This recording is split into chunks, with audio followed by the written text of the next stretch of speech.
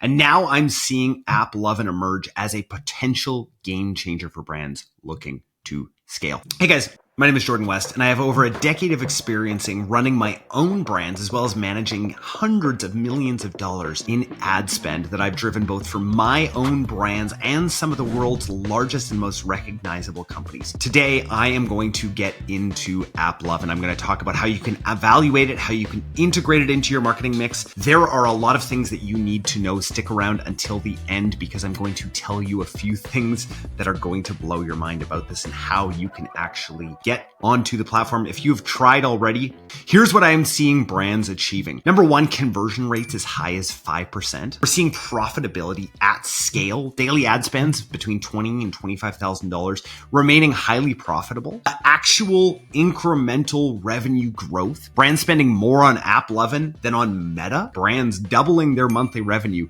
and experiencing absolutely massive growth. And by the way, I was a hater. I want to let everyone know you could look at LinkedIn and Twitter. But to me, this isn't just theory right now. It's actually data backed and proven across the board things. So let's get into it today. What is AppLovin and how does it work? So number one, it offers these unskippable full screen video ads that are embedded right into mobile games. You might have already seen these before. I know that my kids see these all the time, and it's really interesting to now see the shift into e-commerce. And the biggest thing here is they're unskippable, and generally users have sound on. Afterwards, it's followed by a static second screen for calls to action. Now, the ad formats generally are 9:16. The placement is these immersive in-game ads, and these are all really highly engaged. Geography-wise, this is currently limited to the US only. So for any Canadians, Australians, people in the UK, you are going to have to wait for AppLovin. So who is it for right now while I post this video? So number one, it's for high spending brands, right? Brands with the capacity to spend 20K a day or more over on Meta or Google, right? So if you're spending that much over there, you can go and try AppLovin. So that's about 600K. I bet a lot of you guys who are listening to this, knowing my audience, are probably spending that much, not much more than that on platforms. At the end of the day, when these new platforms come online, this is for the people who are trying to innovate and want to test emerging platforms beyond scale. And these are for people that are not just in gaming verticals. I just want to let you know, right? This previously, AppLovin inventory previously was a lot of other games that were then advertising, right? And that's not what we're doing here. AppLovin's e-commerce admin inventory is expanding rapidly, and I'm super excited about it. So let's talk about some results that brands are seeing right now.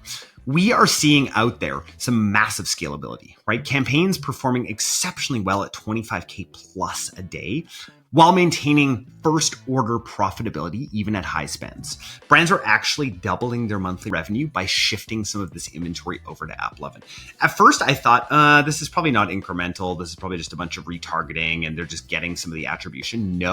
No, we're actually seeing incremental revenue. Now, the reason why I know that we're seeing incremental revenue is through post-purchase surveys and some early MMM data. And so what we're seeing with these post-purchase surveys is we're seeing brands go from 0 before they started AppLovin, 0 responses saying that they found out about them on a mobile game, to over 25% for some brands. And now, remember, these are very big brands, right? There is some future potential, and we're seeing it in AppLovin stock, which is crazy, right? Analysts think that by the end of this year, they're going to be at $550 million in e-commerce revenue being spent on the platform. I think it's going to be even higher than that as Meta continues to struggle to be reliable for brands. How can brands actually test it? This is probably what you guys came here for, right? So number one, you need to meet the threshold, right? You need to be spending 20K a day on another platform in the last 7 days. That does not mean that you need to spend 20K a day on AppLovin. That's not the case, but you need to be spending that much on different platforms because they have a limited amount of people on their team to be able to service you right now. Number two, you have to prepare some creative. So create at least 5 vertical videos and 2 static images. That's kind of the start. Anything that is working over on Meta generally does go and work over on AppLovin. Number 3, you need to install the pixel, right? So just like any of these, smart bidding platforms, you need to install the pixel. And then you may actually get some ad credits. And I'm not going to say that you will or won't, depending on when you're watching this video. This video could go for years. We don't know if people are looking into getting into AppLovin. And then you need to optimize your campaigns alongside of your AppLovin account manager. Right now, we don't really see agencies. And again, I run one of the biggest social commerce agencies in North America. Right now, we are not seeing a lot of agency involvement yet in AppLovin, though I think at some point they're probably going to open that up. You can also use Trade Desk, just so you know, to get into AppLovin inventory, which is kind of interesting. Let's talk about some of the key considerations here.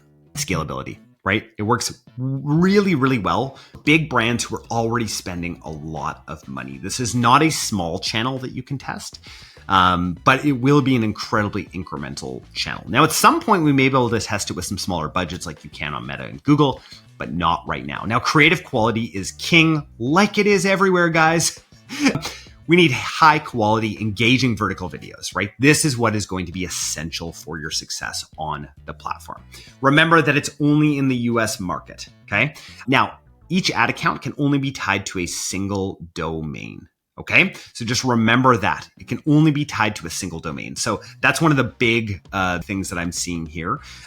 Now, remember, I have spent a lot of money on different ad platforms. I'm really looking forward to diving into AppLovin. I think that there is something there. There's a lot of inventory there. I often talk about, when others zigging, you need to zag. And Meta is continuing to, there's continuing to be poor performance over on Meta. We still don't know what's going to happen with TikTok. When you guys are watching this, TikTok may be banned. We don't know. You can go back and watch one of my videos on TikTok and what happens if TikTok gets banned for your brand. But with my experience, guys, I really recommend testing this platform out for actual incrementality, right? That is the name of the game right now is this an actual incremental revenue? So let me know what you think down in the comments. And if you guys are listening to this on one of the podcast platforms, please feel free to reach out to me on LinkedIn or Twitter. Guys, I cannot believe the amount of people that are continuing to watch and listen to this. And thank you.